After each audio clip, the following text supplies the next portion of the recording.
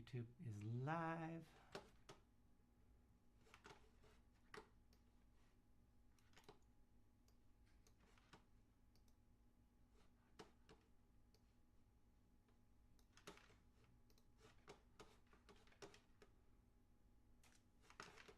Mixcloud going? Mixcloud doesn't seem to be going yet.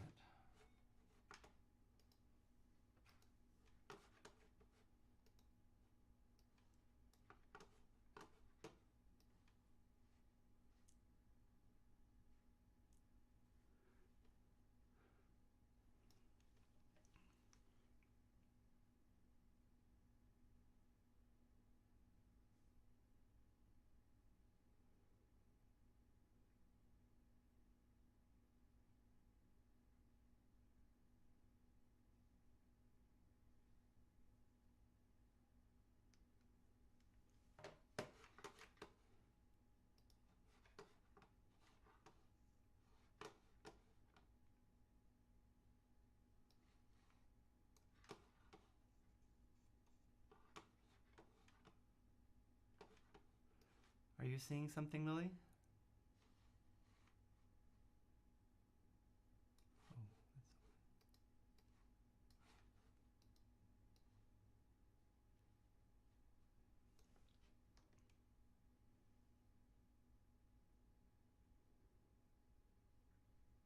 Yes. Okay. No, just your standby for transmission. Okay.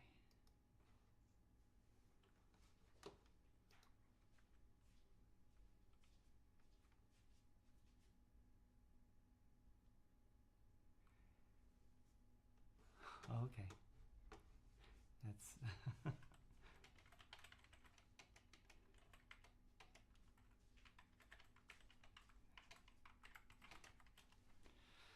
Okay, no, it's over.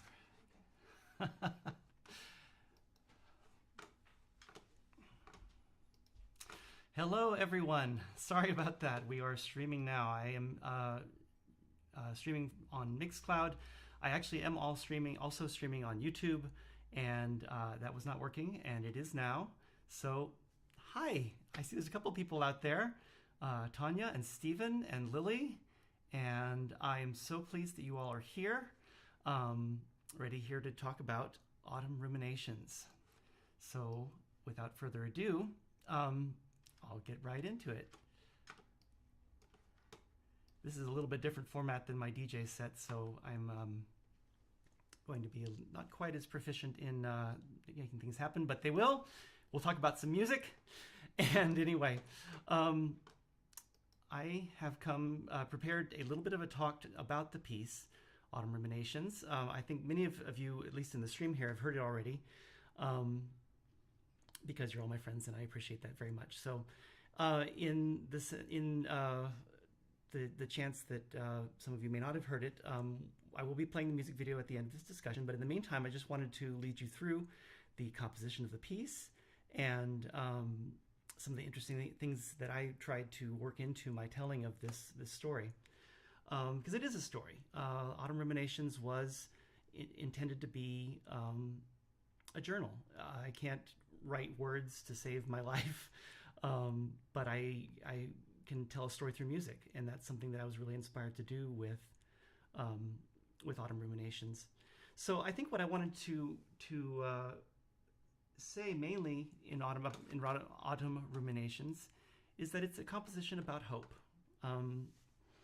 We're all of us in the entire world are stuck at home.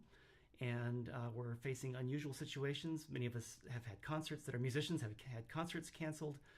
We're out of work. It's just a crazy, crazy time. And I wanted to write a piece that not only helped capture my feelings during this unusual time of the pandemic, but also hopefully be something that you could relate to as well.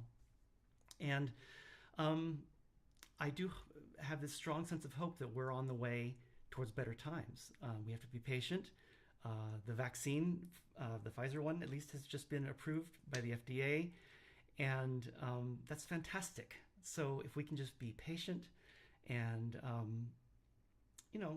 follow the guidelines as they need to be right now, continue to wear our masks, stay inside, even though it's the holidays, try and resist the urge to gather in groups. We're going to make this.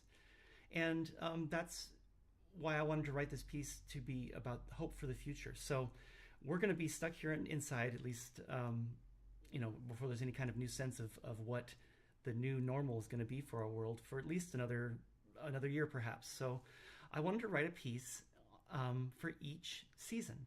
And that's right now, it began in autumn. Obviously, winter is here.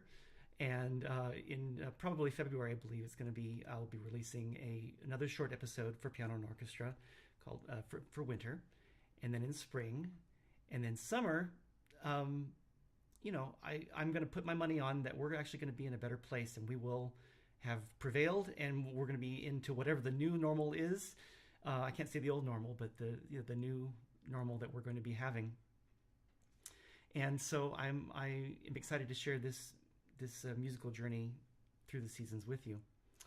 So the first thing that I want to say about the piece, if I can get this other slide to come up, is that the key that I specifically chose, and I think many of you in the stream are musicians, and for those of you that aren't, I will try to not be like too crazy esoteric music theory on you, but try to share some more insights into people that are a little more familiar with the music theory. But the key is kind of like the home base of a piece, and this tone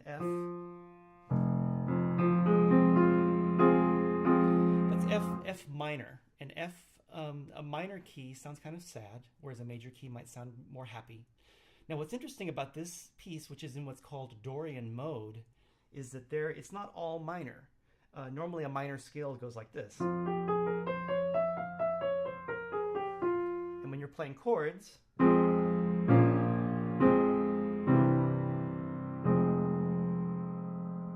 there's just an kind of a sense of sadness. But when in this what's called Dorian mode, you have a minor chord,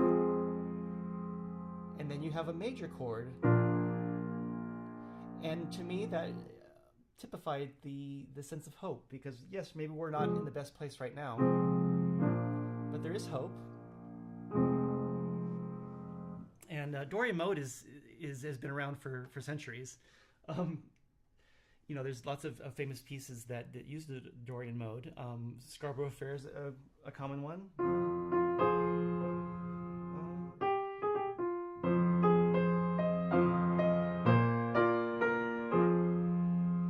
And right now in Christmas time, of course, Sing We Now of Christmas.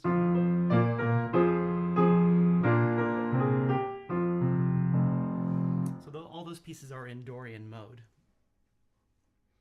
And for those of you that have listened to a lot of my music, you would know very specifically that I like to do what's called an ostinato. It's a repeated set of notes, and then explore what happens underneath that to make all kinds of different things. The beginning of Autumn Ruminations opens with this figure in the piano and the violas.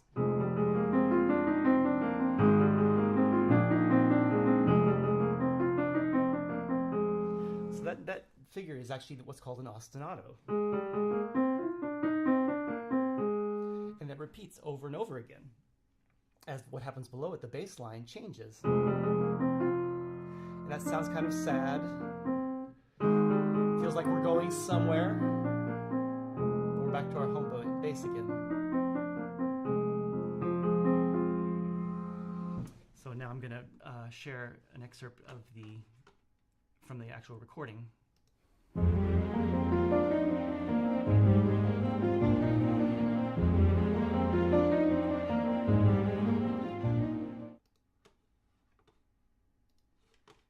there you go. That's an ostinato and how the piece opens.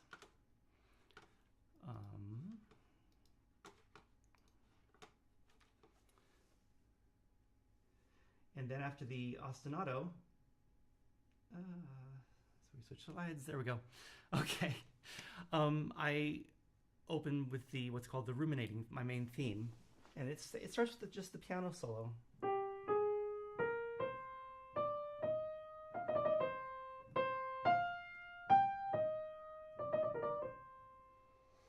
And that actually came to me when I was walking just outside in nature. Not that LA has a terribly amount of beautiful fall colors, but I did kind of think about kind of lost in my own thoughts, and that piece that note came to me. Um, the melody is actually what you could look at as a question and answer. That first part is a question.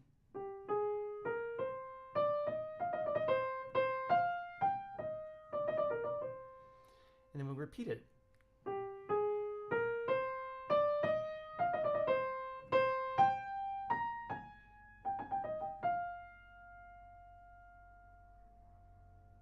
And then we've come back to our home space that we started. We started on this note. We end up here. So we've kind of gone somewhere, but we're also back in the same place. And I will now share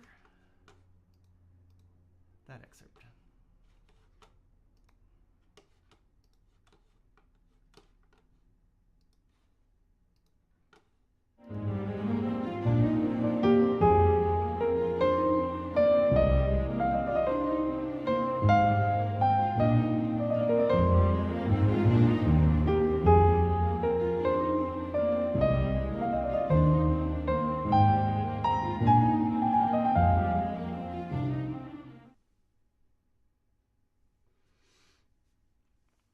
And then after stating this theme, I wanted to do something that's called color painting or sonic colors, because almost in the way that a painter can paint with colors, composers can actually paint with sound. And there's lots of things that I wanted to try and do with the orchestra to evoke this feeling of the autumn, the cold wind, the blustery change in the air that you can feel. And one of those is to have this what's kind of a rushing figure in the harp and the piano and the celesta, which is just up the scale and then down again.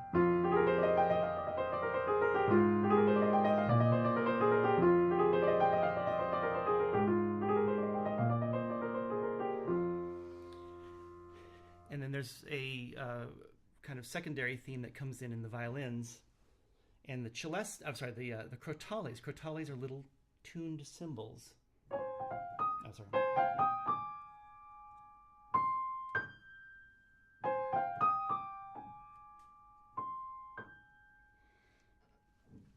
So let's listen to that now.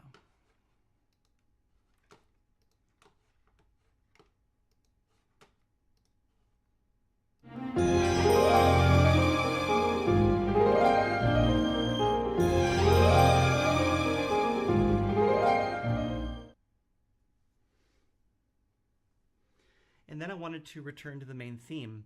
So I called this section, the woodwinds are also ruminating. And even though there's several different woodwinds, there's a flute and an oboe and a clarinet and a bassoon, they're all playing together in unison because I wanted to express the idea that it's not just about several people thinking different things. We're all in our own ways, having to ponder this tremendous situation that we're facing here in facing with the pandemic and all this unusual challenges that we're all faced in our own way. And so while the woodwinds are stating the theme, again, the piano is continuing on with the ruminating, rushing color painting. So let's listen to that now.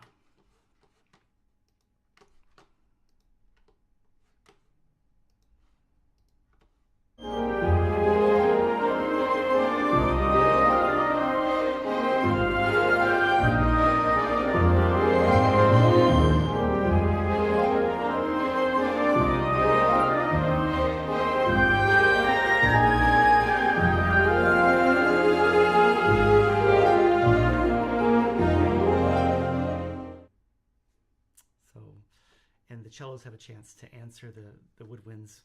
Da dee da da ba ba ba ba. So, okay. And after the woodwinds ruminate together, then I introduced the second theme of the piece. And this is actually stated in the violins. All throughout, I've been very careful to feature colors in a way that leads you through the piece, starting with more intimate colors like just the piano, just the woodwinds. And now we're starting to add some more weight to the sound. And the violins play the second theme.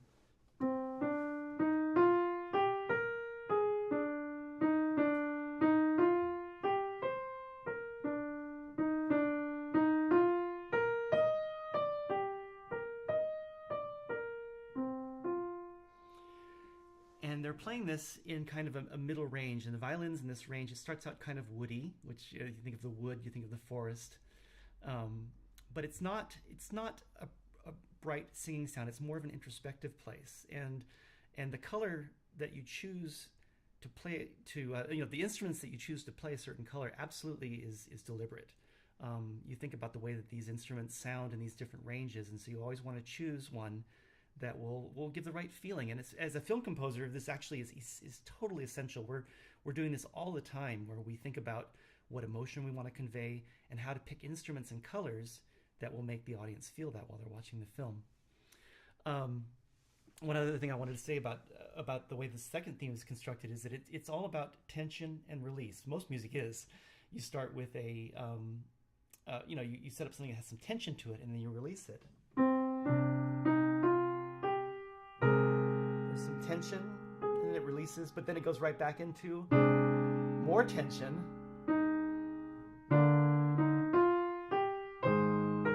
There's more tension.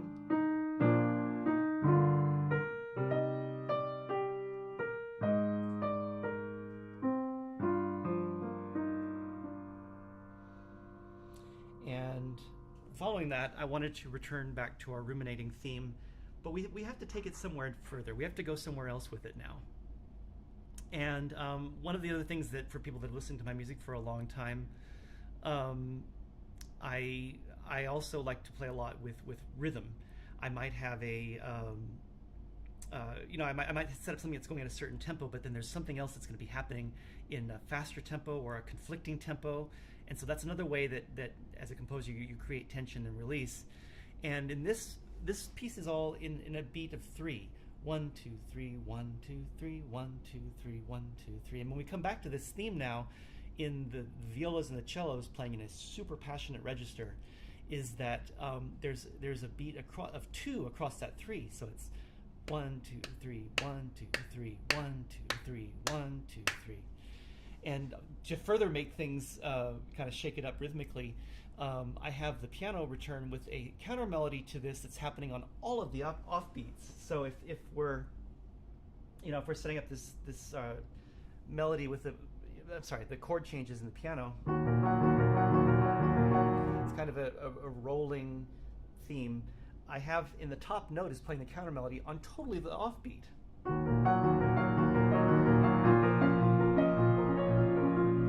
So that way, there's a lot of rhythmic interest happening, a lot of rhythmic tension. So let's now listen to this section.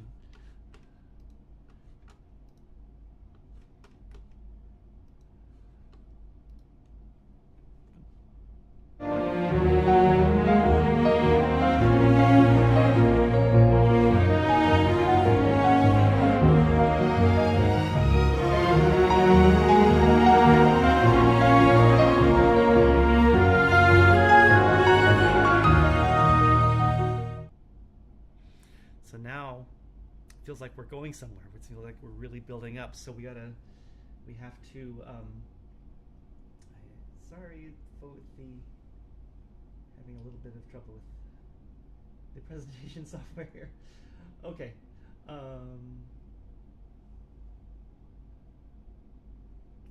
Yes. So now we have to go somewhere, and I wanted to come back to the second theme, coming back from our kind of distant E flat minor back to C minor. And now the violins are going to play the theme again, but this time I've changed things up an octave. And they're in octaves. The first violins and the second violins are playing 1 octave below that. And now they're in a range that really can start to shine and sing. And as we play this second theme, it's going to be an extended version, a development version, and we're going to really start to ramp up the energy here.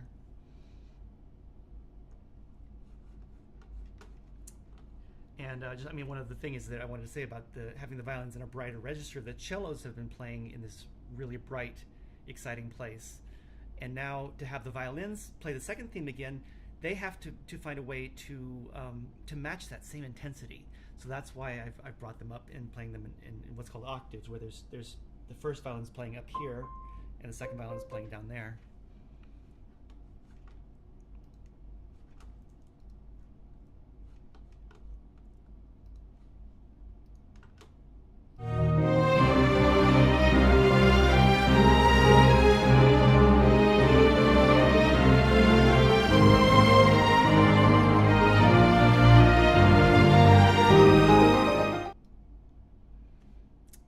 So, I have to say, I mean, this piece is 3.5 minutes long. It's really interesting to kind of take it and slow it down in these little chunks. Cause it's like, you want to keep going, I want to keep going, so we're gonna keep going. Um, I I think that as the piece was developing for me, I wanted to give this sense of a real inner struggle, the ruminations, the thinking about things, the pondering over what's happening in our world and what we're going to do. Um, you can kind of go either way. You can either um, rebel and just give up, or you can try to keep that sense of hope and remain positive and be patient for what may come. So this next section is through the building. Is about that kind of boiling up of emotions inside.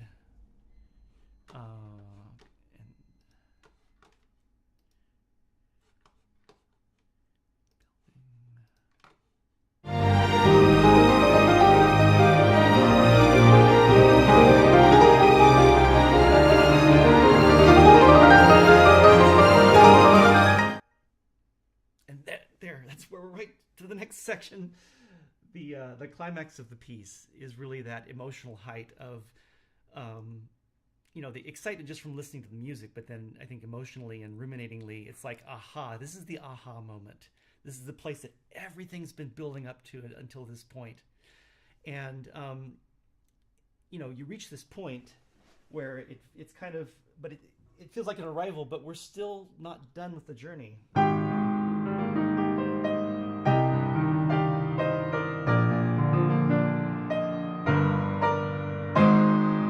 That note right there, that's really the high point.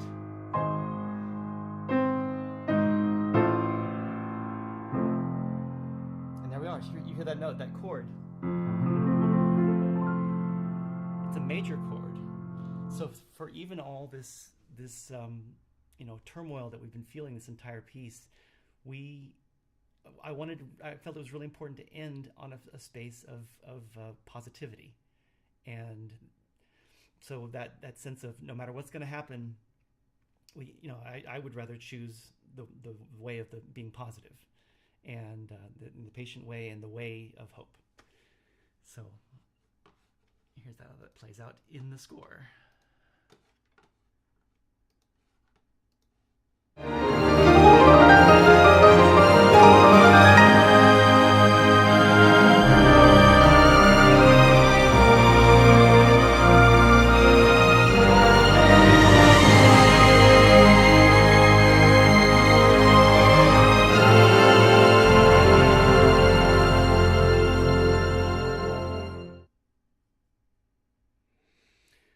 But there's always a but, isn't there?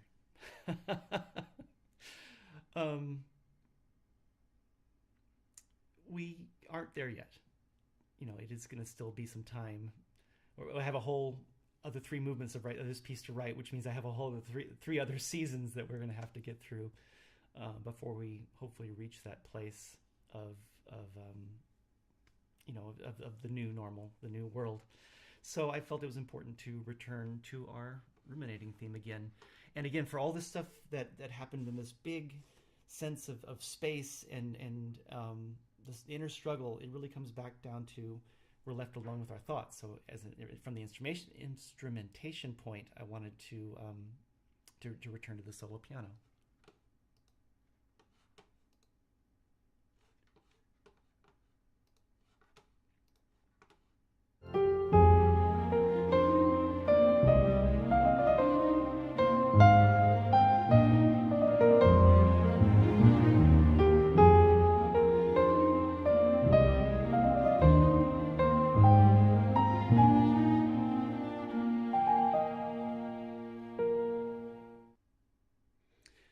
that kind of means we're left with our safer at home thoughts. And I can't stop saying that.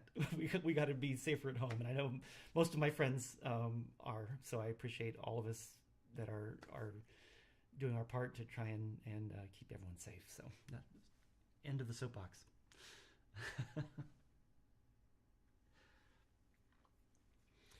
So at the end of here we are at the end of autumn in 2020.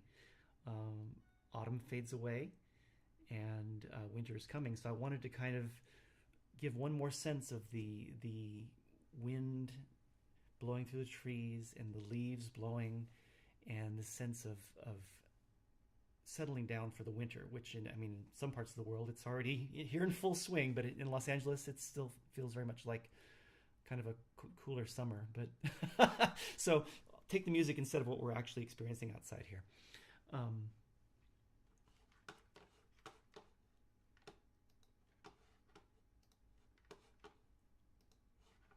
This is what I'm calling the coda part 1, because a coda is the end of the piece, is the ending.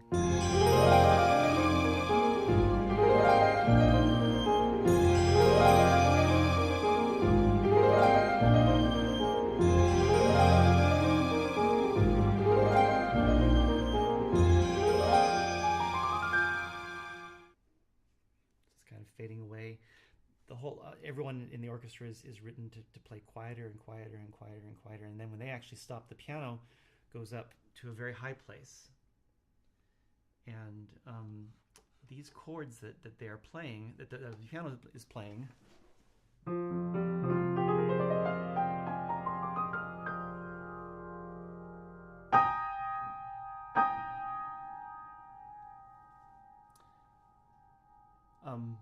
I guess I'd have to call it spoiler alert. This set of chords, this sound, actually figures very prominently into the winter movement, which will be coming up. And so I thought I wanted to give kind of a hint, a taste of what's coming along. Piano by itself, you can almost feel the kind of the icy nights.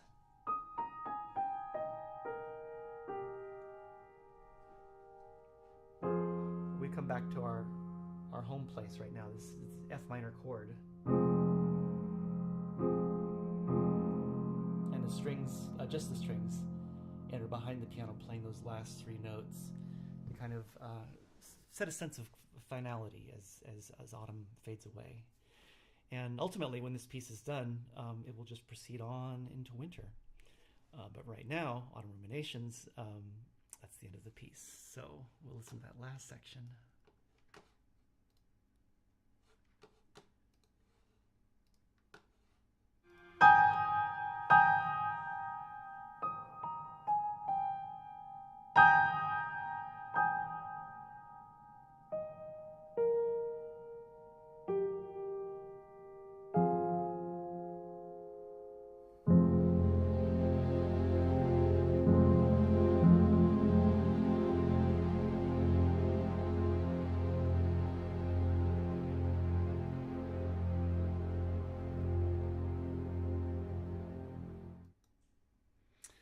So there you have Autumn Ruminations. I hope you've enjoyed this walk through the piece. I obviously didn't do this alone. I wrote the piece and I performed the piano, but the orchestra was performed by the incredible Macedonian Radio Symphony, conducted by Oleg Kontratenko, and I just can't say enough good things. Those musicians are fabulous. They made it sound just wonderful. But even before that, coming to this step of the orchestra having music to play, I am really grateful to Larry Wrench and Stephen Rader. I see you there. Thanks, Stephen, for joining. They both prepared the orchestra score, the orchestration, and the parts for all the musicians to read. So I'm grateful for everyone that contributed to this to make such a to help really capture this sense of what I wanted to try to express with my own, hey Stephen, to capture this roadmap along the way. And there's an official music video, which is ostensibly why we're all here today. The video was produced in the last month or so. There are a lot of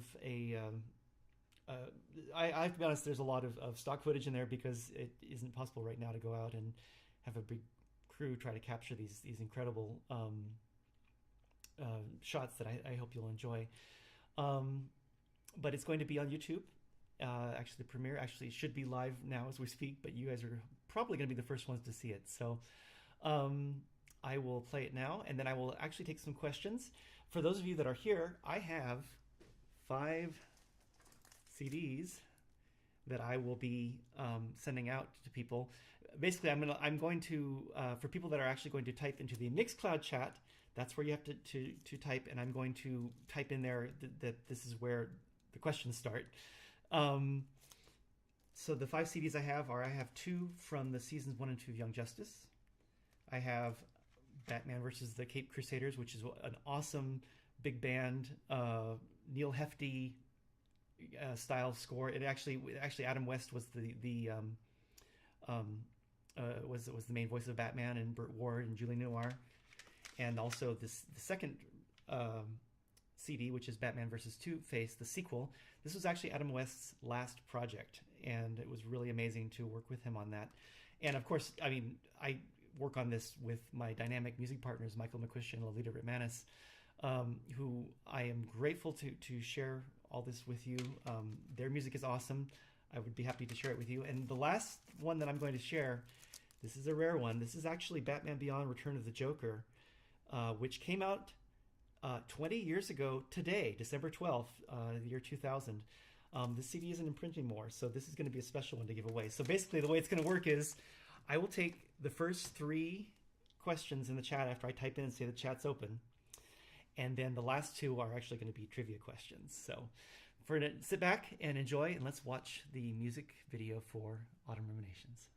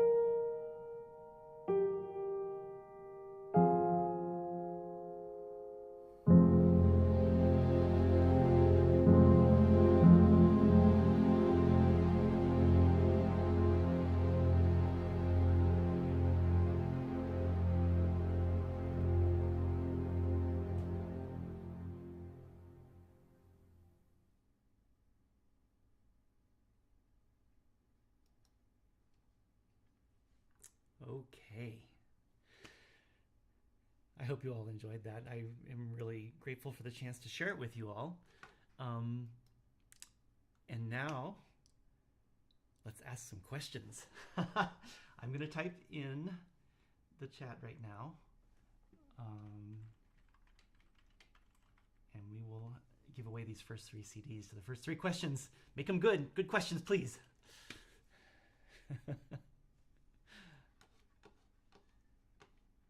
Thank you all. Okay, Phil. Hey, Phil. How's Austin? Hi, Lolita. Even though you know every note in anticipation, was there a specific moment that once hearing it performed made you catch your own breath? Oh, that's a good question, Phil. And I am happy to give you... Actually, Phil, I'm going to give you a choice. You want Batman versus Two-Face, Batman, Cape Crusaders, or Young Justice? Because I'm saving this for saving the Return of the Joker for later. Was there a moment that was a specific kind of catch my breath? You know, there's working with an orchestra and having people put their mastery and their passion and their experience as a performer to kind of breathe life into your music. That actually makes me catch my breath every single time, because you know, I can sit here and play piano all day and that's nice and everything, but when you actually hear your music played by an orchestra, it pretty much makes me catch my breath every time. I know the moment where the cellos and the violas play the melody, and is probably my favorite, but that's one of my favorite sounds. So even when I was writing, I'm like, ooh, I can't wait for them to get to this spot. It's going to be so fun. So that part was pretty cool. Oh, Phil. Okay, Phil, I'm going to send you Batman versus the Cape Crusaders. So thank you for joining that. Let's see, Dorilys. Dorilys, I'm sorry if I'm mispronouncing the username. Is this going to come out on its own album eventually? Yes. It is currently on Spotify as a single, and every one of these, I'm calling them episodes, but every season as it comes out is going to be released as a single. But when the piece is all done in summer of 2021, and hopefully, again, I'm putting my money on this, when it seems like life is coming towards a better sense of normal, I am going to actually release this entire piece as an album all the way through, as well as have parts prepared for a piano and an orchestra, because frankly, I think what I'm really hoping is that we can all go watch this in concert, sitting in a concert hall, hearing it played live. I can't wait for that. But yes, there will be an album of the entire piece when it's done. Dorilys, thank you. Okay. Dorilys, do you feel like classic Neil Hefti jazz sound, or do you like Young Justice? You can let me know. Third question, any more questions?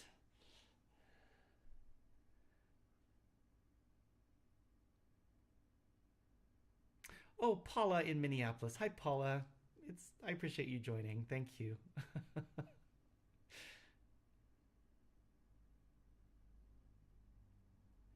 Lolita's asking, save this. Okay, Lolita, what is on your non-music related bucket list for the future? Hugging with abandon.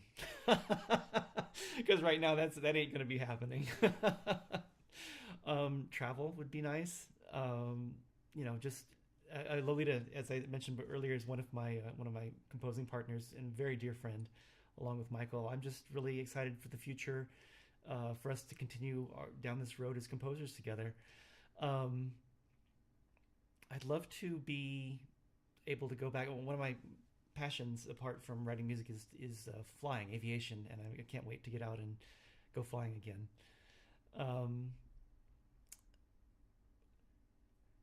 And Tanya, hi Tanya, thank you for joining. What are you hoping to have the next 3 installments in the series to be available? When are you hoping to have the next 3 installments in the series for us able to hear? It kind of depends on when I can get the music produced. I have kind of rough signposts of being in each of the seasons. So winter goes all the way until the end of February, right?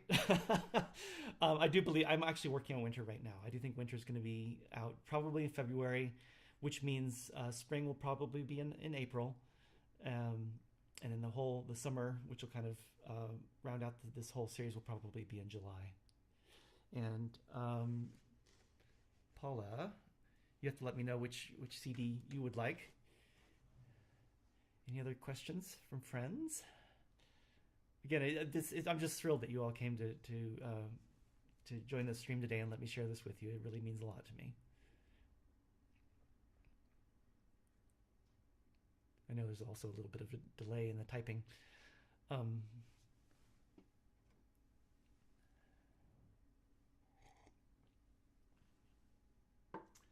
Okay, well, if there's no more questions, I have 2 trivia questions. And this is just basically whoever can type first, type fastest, will get one of the other CDs. And that is...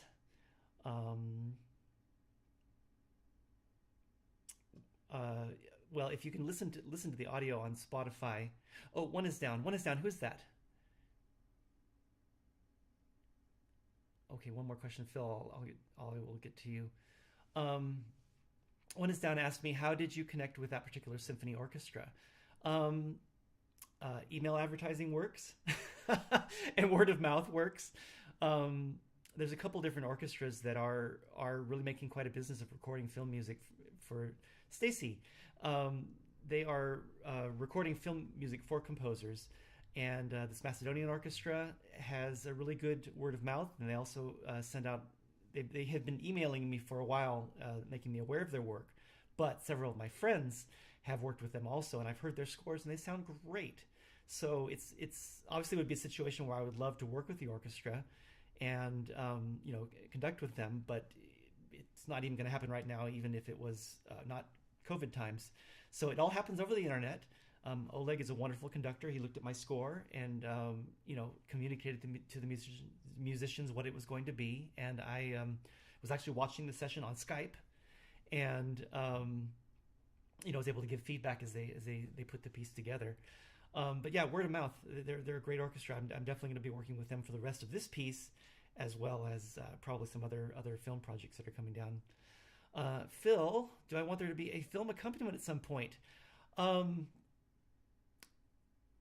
the entire piece, I don't know. I actually haven't thought what the world, what the end result of this is going to be. I've worked a lot in animation. Usually I'm creating the music to the animation. Maybe there could be animation created to this piece. If somebody else hears the piece and they're feeling something and want to express it in such a way. I'm sorry, Phil is clarifying, aside from the music video, I'm talking a narrative piece, animated or otherwise. I don't know. I am just excited about this chance to express myself and make some art that maybe other people will be interested in, and I'm definitely open to, whatever may happen down the world. And I answered Tanya's question about when. Soon. Way too soon. Yeah, Phil. Phil, you've been. I've been watching the progress on your new film, and I want to congratulate you on that. Okay, well, so I'm gonna have to go back through the chat and see 1, 2, 3, 4. Yeah, well, I guess I just have one. I have this is whoever can type in the chat fast enough. We'll do one trivia question, and that is, what season is the third movement going to be? For Return of the Joker, signed. Let's see who's gonna win it. With the correct answer in the Mixcloud chat.